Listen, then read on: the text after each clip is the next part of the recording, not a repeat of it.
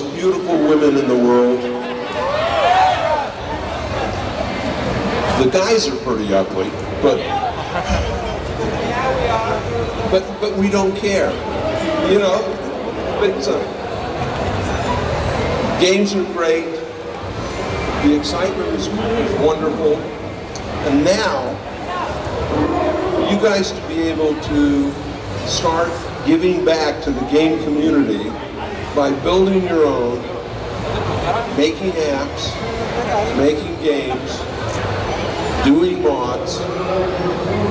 Remember, all this is part of the gaming ecosystem.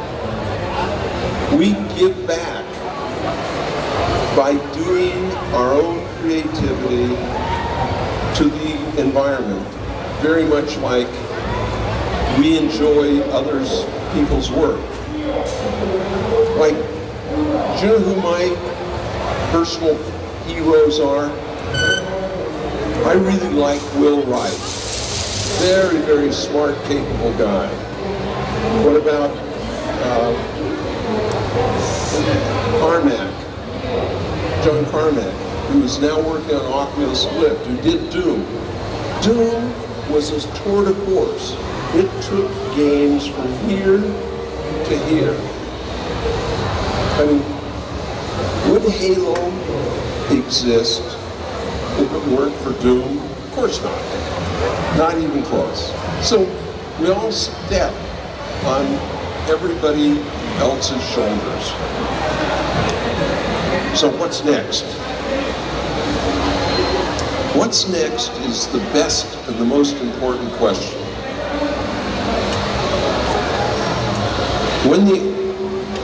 How many believe that we will have auto-drive cars in 4 years, 5 years? Everybody believes we'll have auto-drive cars within 10. So once you're not driving, you're just riding, what kind of games are we going to be playing? Think about it. In an auto-drive car, you don't have to see outside anymore. And so all you have to do is use the windshield as a video game display. And so now you can drive through the country kicking alien butt, shooting zombies, turning it into a hovercraft, a spaceship. Station, is that better? Okay, thank you. It sounded like it was going too far. Anyway, how many people here know how to program in Unity? Unity? Anybody? I recommend that you all learn a little bit of Unity. From the time you start, if you want to, in 6 months you can have an app on the street. If you know not a single line of code, not a single line of code, Unity is the great equalizer. All you need is a good idea, and with Unity code, you can publish on the iOS and the Android at the same time. Cool, huh? As well as having a very short step to getting on to any kind of another platform, browser, Chromebook, what have you. Also take a look at the world of training. Games, it turned out, are better trainers than books or movies. Games are a powerful, powerful communication tool. So, putting together good things for training systems, for learning. My current company is building games for education. And they're great fun and much more effective than teachers in classrooms alone. The best thing is to do a little bit of electronics, a little bit of regular teaching, and you end up with a much more accelerated learning structure. Augmented virtual reality is something that everybody needs to deal with. But let's think out of the box a little bit. We all know what a game looks like in virtual reality. What does a movie look like? What if you make a movie in which the audience can decide where they're sitting? You want to sit behind the stage. You know, right now, there's a point of view. In virtual reality, we could go to a movie that is absolutely independent of the point of view of the director. We can choose our own. I don't know if you've ever been to a play, an immersive play. There's a play right now in New York that is called Sleep No More.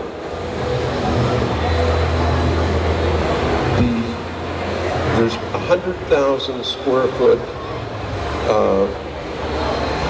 warehouse that's been turned into a 1920s hotel. The audience moves through the hotel any way they want to. And sometimes they come around the corner and then there's some actors and actresses putting on a play.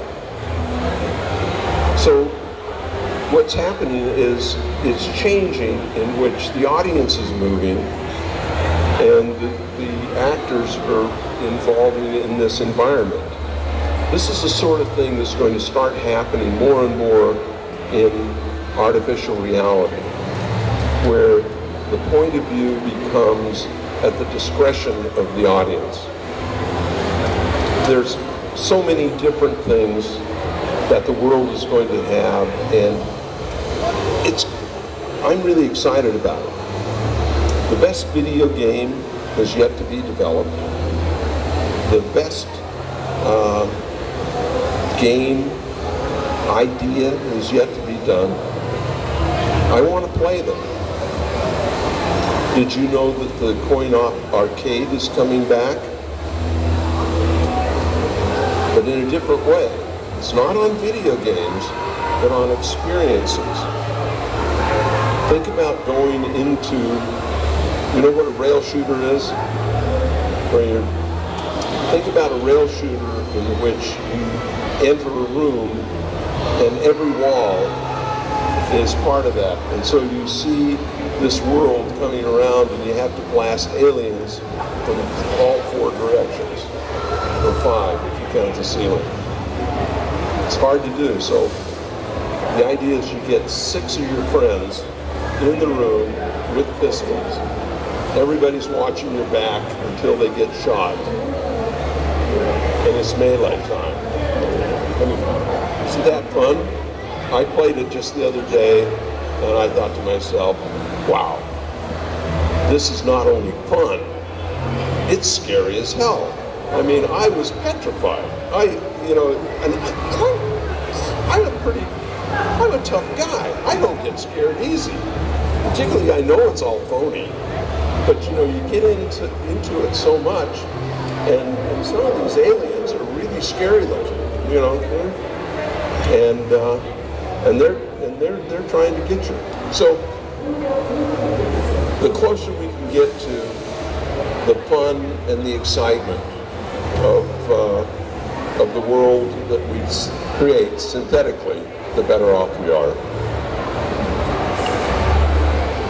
We have an opportunity now to be at a crossroads between bits in terms of creating things electronically and transitioning them into building things out of material. 3D printers and video games are very closely aligned. The same technology, the same skills that you need to create an avatar, you can create an item with the 3D printer. So learn these skills. Be part of that ecosystem, this world that's evolving. It's exciting. It's a great life. Video games, believe it or not, have been very good for me. I regret none of it. In fact, I regret more of the games that I haven't done than the games that I have. You know, and don't worry about failure. I have written some of the most successful games, but I've also written some real turkeys. I've done 3 games which were so horrible that nobody will ever know they exist, because I buried them the minute they were programmed up. And it's funny, nobody thinks of a crappy game, and let a lot of really crappy games get built. And I never thought that I would think of a crappy game, but I did. And the minute, and it was so funny, it was so clear what I wanted in my mind, and then once I could play it, it wasn't fun at all. Not even for me, and I knew all the rules. So don't worry about it. Just give it a go, make it happen, and have fun. And that's the most important thing. Just have fun in life. You know, have your work, your play your work, and everything else can happen.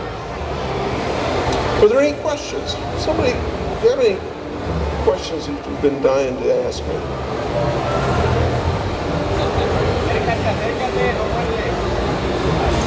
This is a simple one.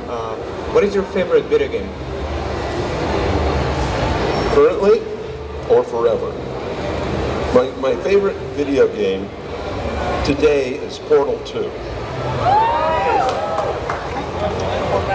In all time, the coin-operated Atari Tempest is my absolute favorite game. My favorite all-time game is Go.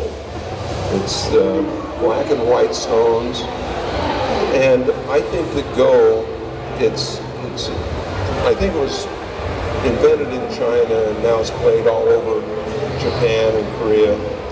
But Go is a powerful game that I think gives you some real advantages if you learn how to play, in the way it disciplines your thinking. So I think that chess, Go, things like that teach you something that is valuable in business, and that is to forward think. Think about not just the business that you're working on today, but what is the business likely to be in a year? And what can I do today to change that outcome? And that's an important thing to do.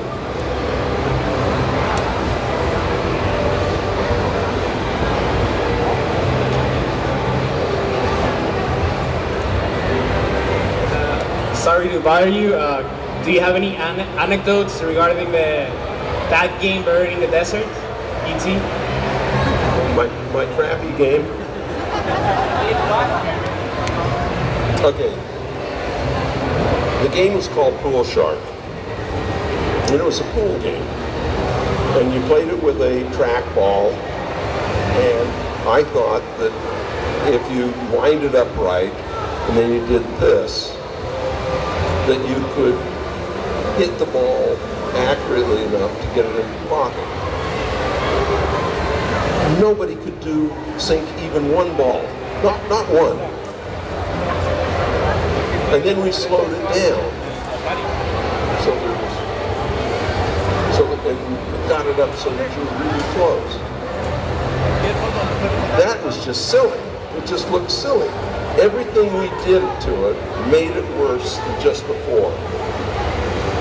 And then finally we just decided the most merciful thing was just put a stake in its heart and bury it deeply.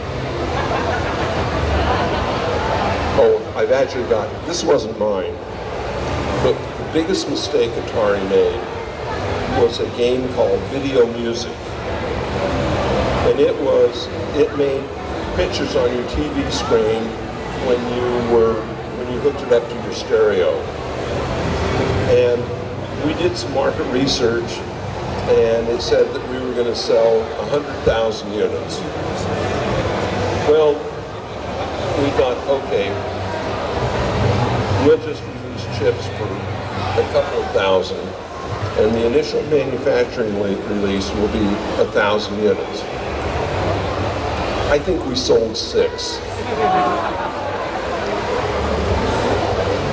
I'm telling you, nobody wanted the damn thing.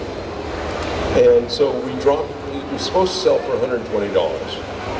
We dropped the price to $60. Nobody wanted the damn thing.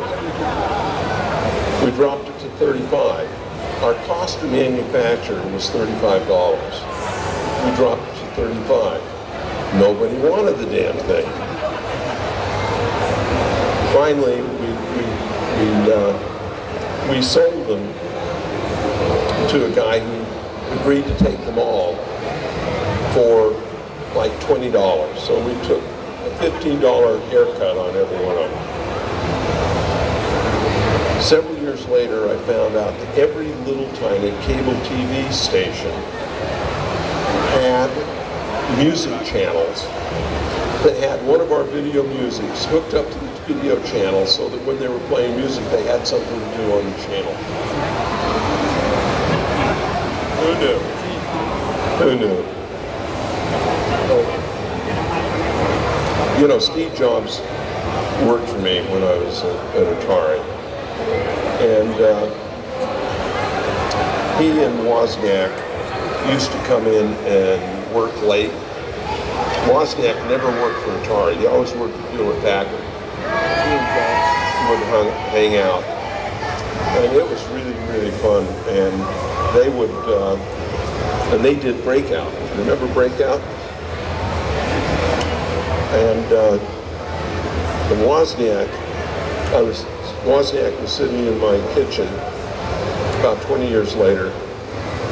And I said, what did you spend your, they earned a $5,000 bonus because Wozniak knocked it out in a week.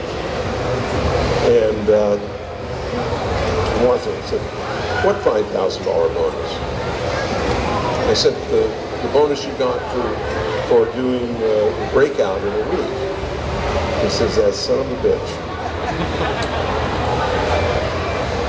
Evidently, Jobs told Wozniak that it was a $500 bonus, and he gave Woz $250 of it. But they were still friends, so it's funny stuff.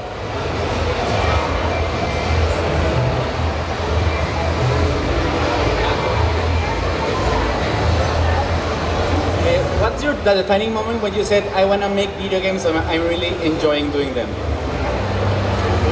The defining moment that when you said, I really want to keep making video games, or when you started enjoying making them? Well,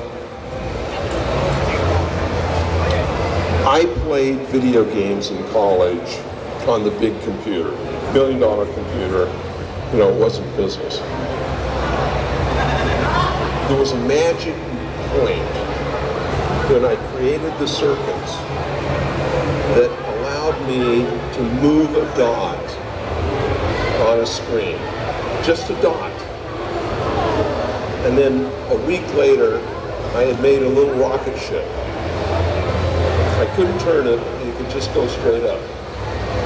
But it was so cool that I just knew that there was a business here, and that was the electric moment for me. Because going from an idea of I think I can do this to actually having to do it, that was when it became magic to me. So, and I knew that was going to be part of my life from then on.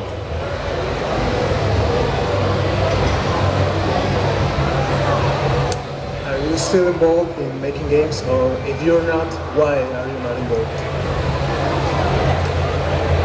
Am I bored with making games? No.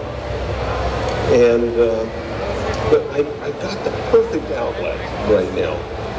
I have 3 sons, are all involved in video games right now, or in games in general.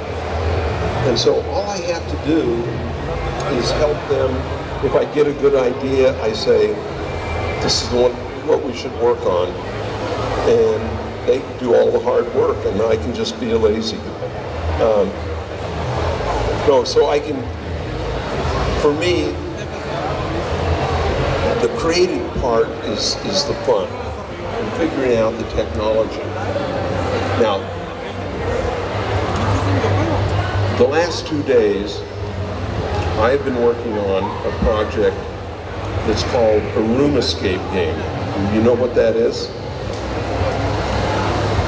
Think about a room, think of generalized hotel room, what have you, that has a 10-key keypad lock on the door. You have to put in the right 4-digit code in order to get out. Inside the room, there are clues, and if you're clever, you can figure out what the code is to get out. For example, in the room, there's a telephone.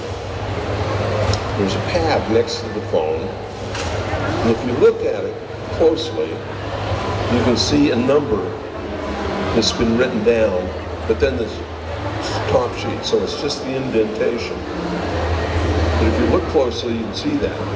You dial that number on the telephone. The answering machine gives you a clue that there's another thing in the room that you can go look at. One of the rooms has, down below there's a tube that has air coming out. Mañana yo que hora viene. Mañana viene. Place. If you hook it up to the other spot, there's a piston that now opens a pathway. Behind it there's a laser, and it shines out, and it points to a date on the clock, on the calendar. The number on the date on the calendar is the number that you get out of, that allows you to get out. So if it's like July 5th, 1943, so the idea is to make it just hard enough to be fun, and easy enough that you get it. And I'm going to probably have that built right after the first of the year. And you let, 6 people in, and they work as a team to try to solve the problems. And there's one in New York right now that's doing very, very well. And there was one in San Francisco. And I think that it's a good idea. So you need to have a couple here in Mexicali. So you need to go design one. Think out of the box. Okay, looks like I'm all over. Thank you very much for your attention.